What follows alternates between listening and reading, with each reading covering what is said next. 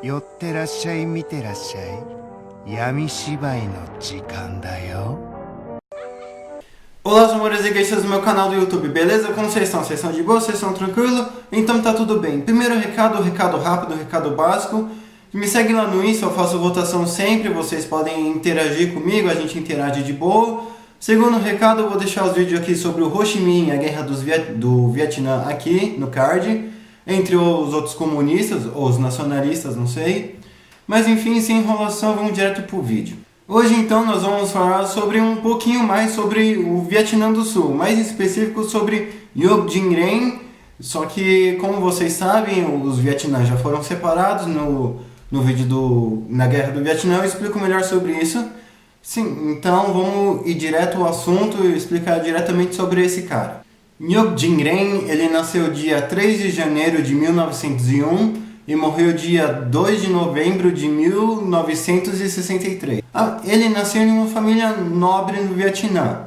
Porém, durante sua juventude, ele sempre teve uma relação amigável com a família imperial vietnamita. Em 1933, ele serviu como o ministro do imperador Bao Dai, só que ele acabou se demitindo no mesmo ano por causa que ele nunca tinha seus projetos aprovados, suas ideias aprovadas pela corte francesa, que sim, nesse tempo a Indochina também era colônia da França, então passava pelo imperador e pela França, e ele não tinha projeto aprovado de nenhum dos dois, então ele fumou de putaço e se demitiu.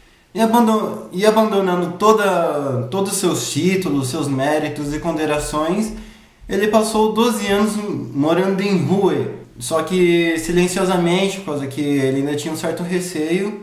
Só que isso não deu muito certo, porque em 1945 ele acaba sendo capturado pelos Vietcong, ou mais precisamente pelas tropas do Ho Chi Minh, onde o próprio Ho Chi Minh o convidou para participar do seu governo, porque ele queria um apoio católico, alguém que soubesse conversar um pouquinho melhor, mas Ngoc Dinh Rien, ele acabou recusando e, como vocês sabem que esse pessoalzinho não aceita o não como resposta, ele acabou tendo que se exilar de volta no Vietnã do Sul. Em 1954, ele acaba voltando para Bao Dai para ele ser o primeiro-ministro, só que dessa vez já é uma coisa um pouquinho mais elaborada, um governo já apoiado pelos Estados Unidos. Ele se sentiu um pouquinho melhor. Só que em vez dele continuar trabalhando para o Bao Dai como primeiro-ministro, em outubro de 1955, ele dá um golpe de estado no imperador e ele acaba tomando o governo para ele, virando assim o primeiro presidente oficial do Vietnã do Sul. Vocês devem estar pensando, o Vietnã do Sul é melhor que o Vietnã do Norte, tem presidente, tem democracia. Errado. Quando ele assumiu o governo, ele descumpriu todos os acordos de eleições livres, onde que as pessoas poderiam votar. E como o Vietnã do Sul tinha muitos grupos políticos diferentes, com ideologias diferentes, comunistas, liberais, conservadores, ele achou melhor esquecer esse negócio de eleição e democracia, e ele acabou estabelecendo um regime autoritário, onde ele e a família dele controlavam tudo o que acontecia no Vietnã do Sul. Desde governo, polícia e soldados, até um trabalhador de fazenda comum. E ele também acabou não cumprindo nenhuma das suas promessas que ele tinha como governo, como presidente. Isso fez com que a influência comunista do Vietnã do Norte começasse a passar pelo Vietnã do Sul. O pessoal estava pensando, se o Vietnã do Norte é comunista e os caras estão melhor que a gente, vamos aderir a foice e o martelo também. Afinal, eles estão de boa lá e a gente está sofrendo aqui. Só que eles também não sabiam que o Vietnã do Norte era sustentado pela União Soviética e pela China, né? Mas como eu disse anteriormente, ele não era muito fã de ter oposição, né? Então, os comunistas eram a oposição dele. Então, ele acabou chamando o exército para a rua para matar todos os comunistas, não importa a forma. E a forma acabava sendo sempre a mais cruel. Só que em vez de ele fazer isso e levantar o país dele, ele estava se afundando, por causa que quanto mais comunistas ele matava, mais o Vietnã do Norte tinha opinião pública a favor do governo comunista, mas a influência comunista crescia no Vietnã do Sul. E a opinião pública, em relação ao governo dele, só estava descendo a madeira nele, com razão.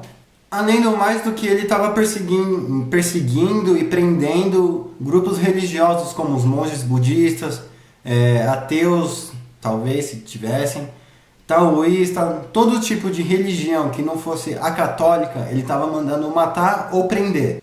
Porém, o auge da perseguição mesmo, aquele basta, foi em 1963, quando ele mandou matar um monte de budistas que eles estavam em maio, né, que eles estavam comemorando o aniversário de Buda, e daí os monges começaram a protestar, levantar a placa. E sim, aquela foto que você vê de um monge se queimando foi desse tempo. Tanto é que 3 monges se tacaram fogo em si mesmos e uma freira também a favor dos monges. Pra você ver como que esse cara estava indo longe demais. Após esses eventos cruéis, esses ataques todos, o governo dos Estados Unidos começou a mandar cartas e avisar para ele: olha só, cara, eu não tô mais te apoiando, vamos resolver esse governo aí, vamos mudar, senão eu vou retirar as tropas, vou retirar tudo daqui, você vai se ferrar sozinho, parceiro. E daí ele começou a pensar um pouco, deu uma acalmada.